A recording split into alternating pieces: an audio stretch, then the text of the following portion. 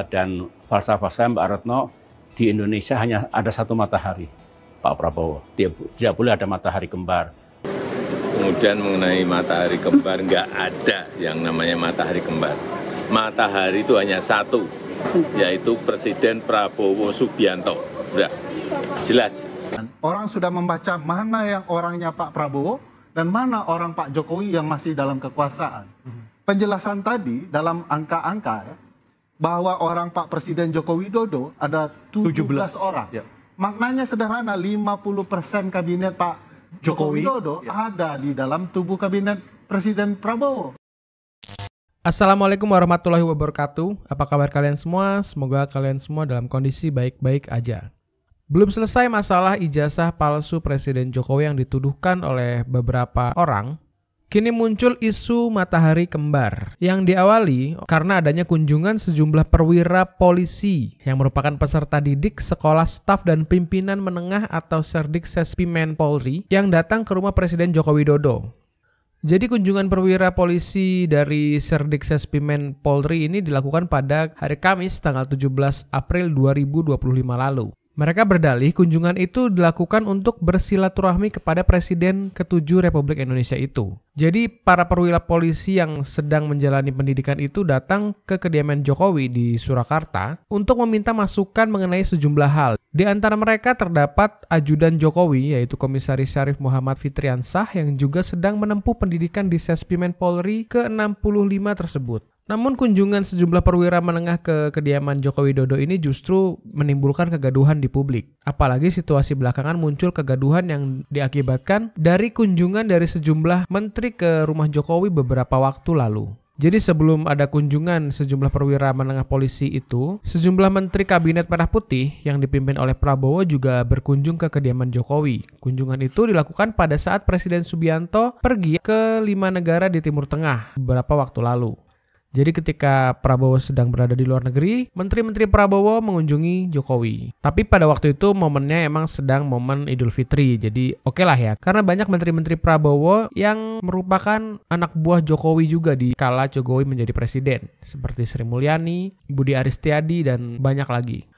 Dan kunjungan sejumlah menteri itu tapi mendapatkan beragam spekulasi. Karena dilakukan setelah Presiden Prabowo bertemu dengan Ketua Umum PDIP yang juga Presiden kelima Republik Indonesia, yaitu Ibu Megawati Soekarno Putri.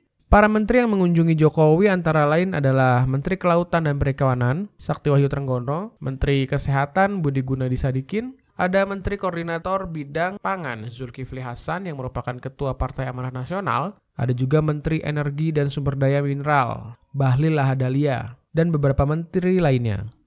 Tapi kembali lagi ke persoalan kunjungan Sespimen Polri ke kediaman Jokowi, itu memunculkan asumsi dan pertanyaan publik mengenai urgensi apa sehingga Sespimen Polri itu datang ke kediaman Jokowi. Sebab tradisi berkunjung ke mantan presiden itu nggak lazim dan belum pernah ada sebelumnya. Kecuali kalau anggota Sespimen Polri kemarin selain datang ke Jokowi juga meminta nasihat juga ke mantan presiden SBY, misalnya datang ke rumah SBY meminta nasihat.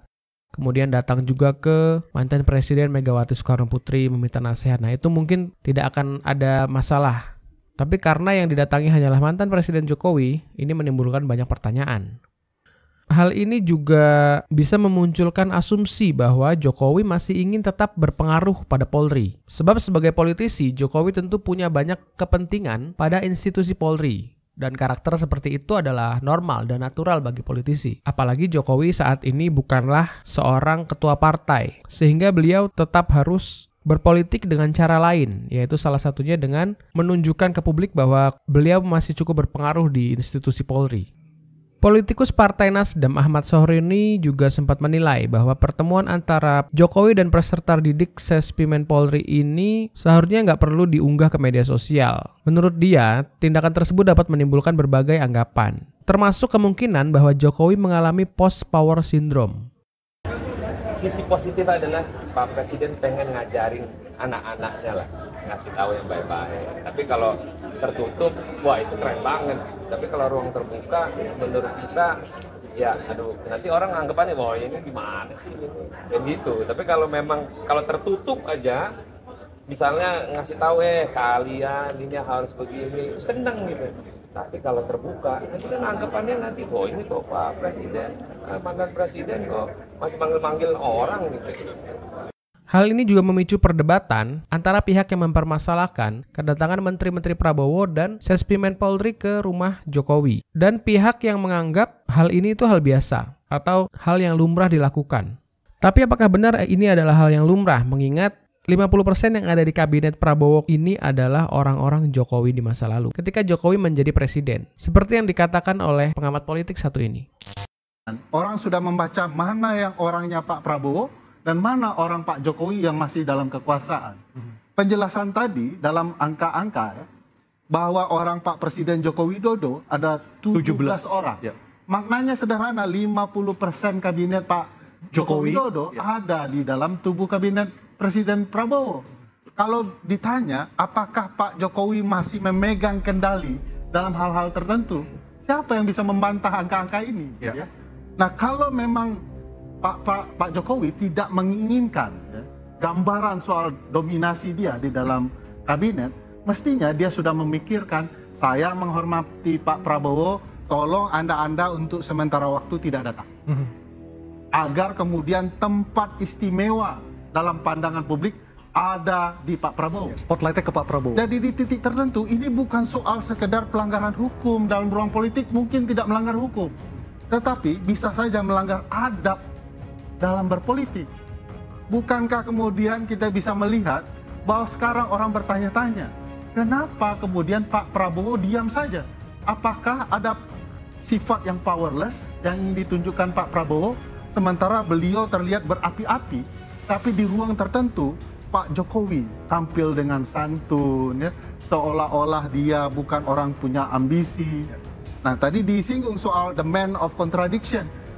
Semua catatan soal tingkah laku dan adab Pak Jokowi adalah apa yang diomongkan sebaliknya yang sedang terjadi. Dan bukan tidak mungkin kalau dia mengatakan tidak ada matahari kembar, jangan-jangan dialah matahari yang sedang dibicarakan. Bagi saya memang sikap seperti ini harus dijauhkan. Ini pembelajaran ketatanegaraan dan tradisi ketatanegaraan bagi kita semua. Kalau sudah selesai jadi presiden, ya betul-betul selesai jadi presiden. Oke, baik. Jangan ada upaya apapun untuk mendiskreditkan presiden yang sedang. Baik.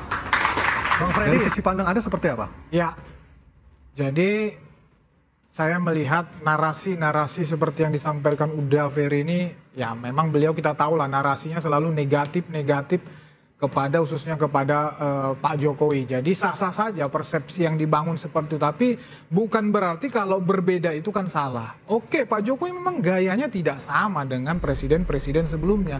Saya bilang, ya Presiden SBY punya gaya sendiri, Presiden Megawati punya gaya sendiri, Presiden Prabowo punya gaya sendiri. Ya Pak Jokowi gayanya memang selalu dekat dengan rakyat, bersentuhan. Tidak, kita lihat ada nggak gaya presiden yang lain seperti itu? Tidak, itu gayanya beliau, itu hidupnya beliau, itu yang pertama. Kemudian saya bilang tadi, ya sehingga kami wajar mengatakan bahwa narasi-narasi yang seperti ini memang narasi yang tidak suka hubungan baik. Tetapi apa makna dari keterangan Pak Jokowi dibenturkan? Ini adu domba. Ya, tetapi apa makna pernyataan Pak Jokowi ketika akan selesai masa tugas periode kedua mengatakan akan kembali ke Solo sebagai rakyat biasa kalau kita melihat kondisi saat ini? Itu yang saya sampaikan di depan tadi. Secara fakta memang Pak Jokowi itu tidak ada posisi formal di dalam pemerintahan ini. Tidak ada. Saya mau bantahnya boleh? Begini, silakan Bang Ferry. Karena ini bicara ketatanegaraan dan menganggap kita membentur-benturkan. Bukan. Anda sedang melanggar adab ketatanegaraan dan Anda menuduh orang yang menjelaskan itu sebagai upaya membentur-benturkan. Saya sedang memperjuangkan hak Presiden Prabowo. Perlu diketahui. Sampai sekarang istana maupun Pak Prabowo tidak pernah keberatan tentang apa yang dilakukan Pak Jokowi. Tanda tanya besarnya. Sampai sekarang istana ya menyikapi baik tentang silaturahmi tersebut. Saya bilang, ini penjelasannya ya, bahwa dalam sistem presidensial, Bang Ferdi, bahwa kekuasaan presiden itu adalah mempersuasi orang. Dalam tatapan semua orang, presiden yang sudah lengser berupaya terus mempersuasi orang yang mestinya tugas presiden berkuasa. Pertanyaan Anda itu salahnya begini, harusnya menjelaskan apakah patut presiden yang sudah lengser membuka panggung besar Harusnya dia punya adab untuk memberikan kepada presiden yang berkuasa. Jangan-jangan presiden yang berkuasa punya keseganan atau juga disandera berbagai kepentingan yang dilakukan oleh mantan presiden yang sudah lengser ini. Tidak lumrah. Jadi Anda sampaikan ke Pak Jokowi, kalau Anda punya adab, beri ruang Pak Prabowo berperan lebih banyak. Kecuali memang adab Anda yang kurang dan merasa Anda betul-betul dicintai orang. Padahal presiden-presiden lain, selayaknya mantan presiden, punya banyak pendukung. Dan mereka juga dicintai oleh rakyat pendukungnya.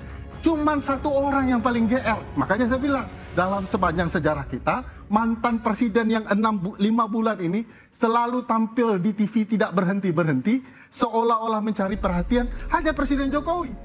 Jangan-jangan memang ada niat ya, ingin selalu menampilkan diri tak berhenti-henti, hanya ingin memberikan pandangan bahwa saya lebih baik dari Presiden Prabowo. Harusnya Presiden Jokowi belajar adab ketatanegaraan. Kalau Presiden dan Istana ya lepas saja, silahkan.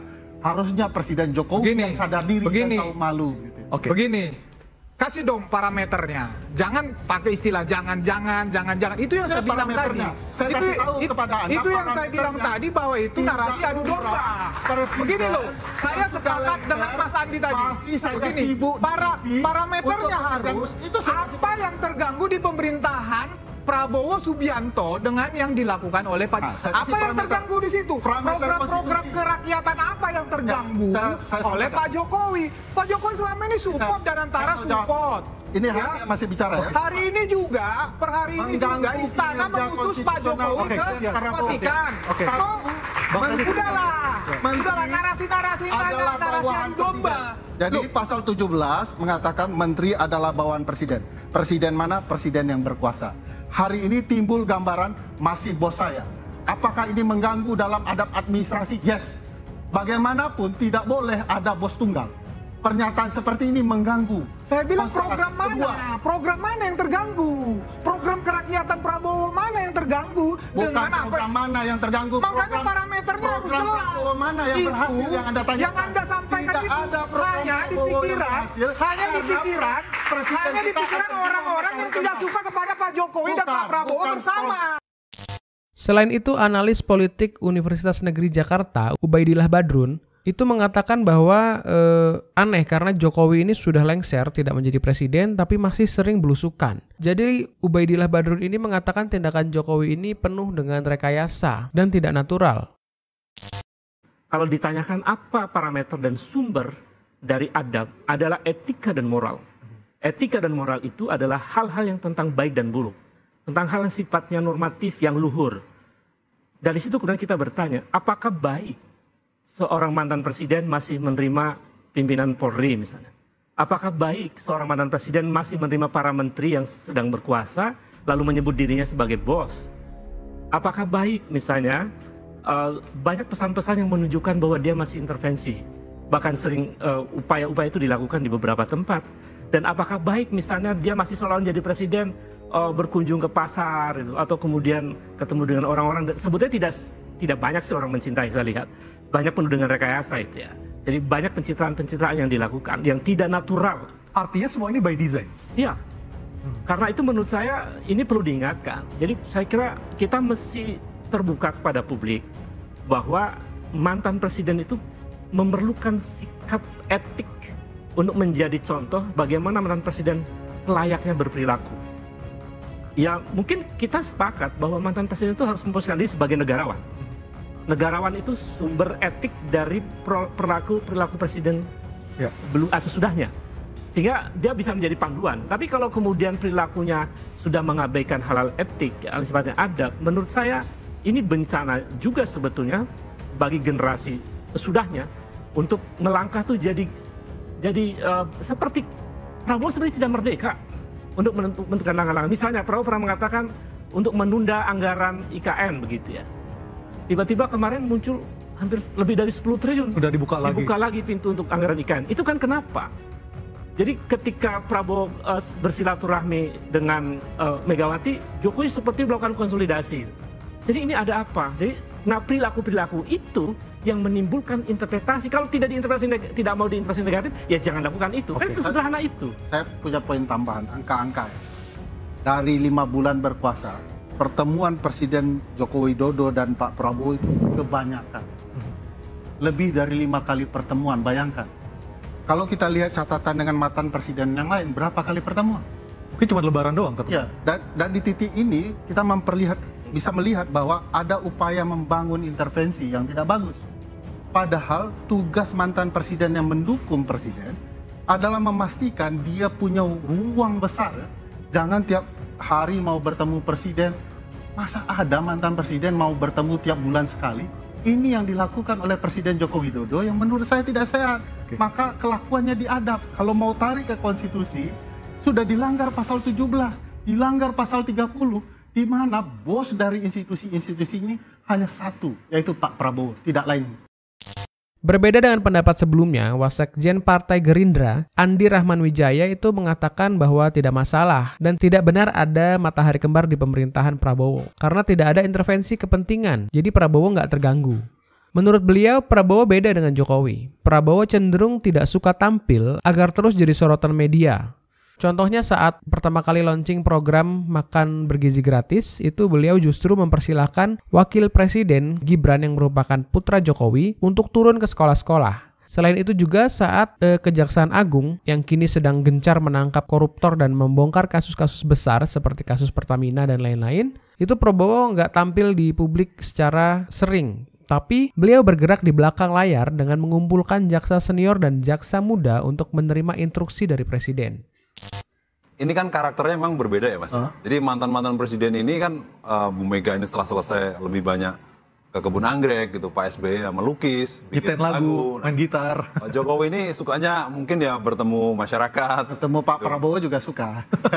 ini karakter mantan presiden kita. Jadi kesibukan setelah pensiun ini kan memang lain-lain gitu.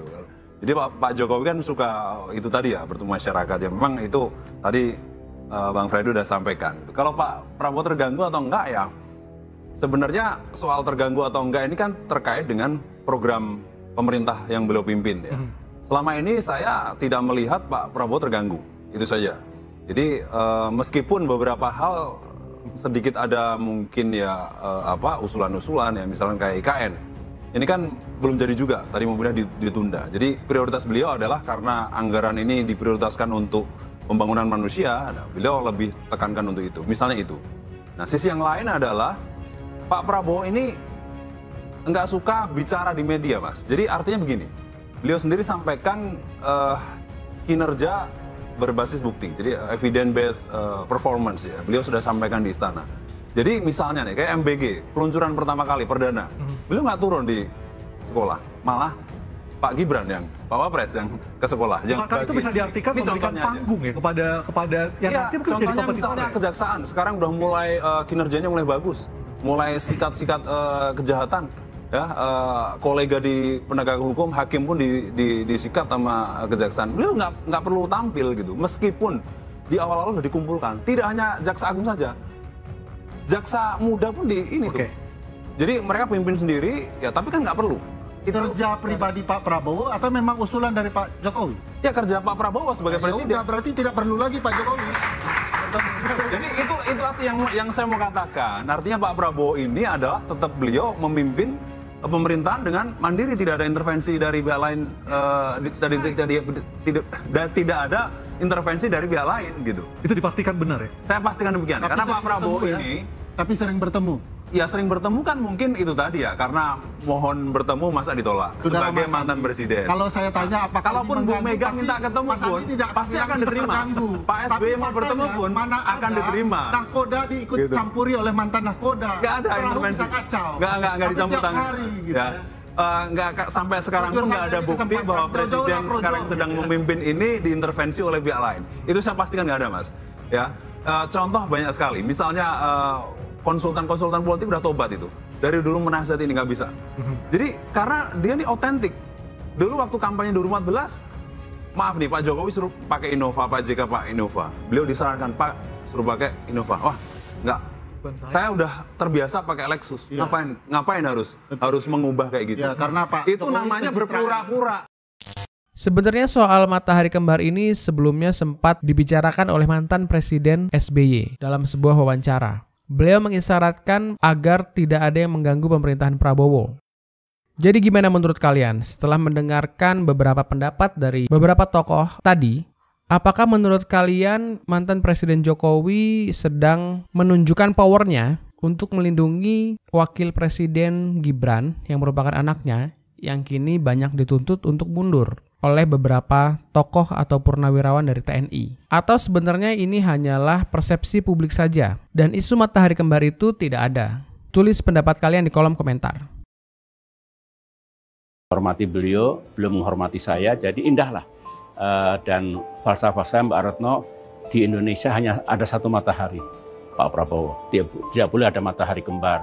I respect for him, beliau juga tetap hormat kepada saya, jadi tetap indah persahabatan kami berdua. Apa Pak pesan Bapak untuk Pak Prabowo saat ini? Iya. Sebagai Presiden ke-8 dengan segala tantangannya gitu Pak. I trust him, bisa memimpin negeri ini. Memang persoalan selalu ada, kompleks.